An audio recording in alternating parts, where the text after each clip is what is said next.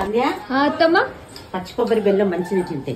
వద్దత్తమ్మ లడ్డు తినాలనిపిస్తుంది. Last time అత్తమ్మ కొబ్బరి లడ్డు చేసినప్పుడు బెల్లం పాకంతో చేశారు కదా, కానీ ఇప్పుడు పాకం లేకుండానే కొబ్బరి లడ్డు తయారు చేస్తున్నారు. లడ్డు తయారు చేయడం కోసం మేము ఇక్కడ పచ్చి కొబ్బరి వాడుతున్నాము. కొబ్బరిని చిన్న చిన్న పీసెస్ గా కట్ చేసుకుని బాగా మెత్తగా కాకుండా కచ్చపాక ఉండేలాగా బ్లెండ్ చేసి పెట్టుకోవాలి. ఆ తర్వాత స్టవ్ పైన కడాయి పెట్టి కొద్దిగా నెయ్యి వేసి వేడెక్కిన తర్వాత బ్లెండ్ చేసి పెట్టుకున్న కొబ్బరి తురుమంతా వేసుకోవాలి. లడ్డు కోసం మనం పచ్చి కొబ్బరి వాడుతున్నాం కాబట్టి అందులో ఉండే పచ్చివాసన పోయేంత వరకు కలుపుకున్న తర్వాత కాచి చల్లార్చిన పాలను కూడా వేసుకుని బాగా కలుపుకోవాలి. అందులో ఉండే పాలన్నీ ఇంకిపోయిన తర్వాత బెల్లం తురుము వేసుకోవాలి. కొలతలతో చెప్పాలంటే 2 కప్పుల కొబ్బరి తురుముకి 1 కప్పు బెల్లం తురుము అయితే పడుతుంది. ఇందులోని బెల్లం తురుము అంతా కరిగిన తర్వాత చివరిగా ఫ్లేవర్ కోసం ఇలాచి పౌడర్ యాడ్ చేసుకుని గట్టిగా అయ్యేంత వరకు కలుపుతూనే ఉండాలి. చేతికి కొద్దిగా వాటర్ పెట్టుకుని లడ్డు లాగా చేస్తే ఇలా రౌండ్ గా రావాలి. అప్పుడు పర్ఫెక్ట్ గా వచ్చినట్టు కొబ్బరి లడ్డు. ఆ టైంలో స్టవ్ ఆఫ్ చేసుకుని గోరువెచ్చగా ఉన్నప్పుడే లడ్డూలు కట్టేసుకుంటే సరిపోతుంది. సూపర్ గా ఉంటుంది టేస్ట్ అయితే. మీరు ఎప్పుడైనా ట్రై చేశారా అయితే కామెంట్ చేయండి. వీడియో నచ్చితే లైక్ చేసి ఛానల్ సబ్స్క్రైబ్ చేయడం మర్చిపోకండి మరి.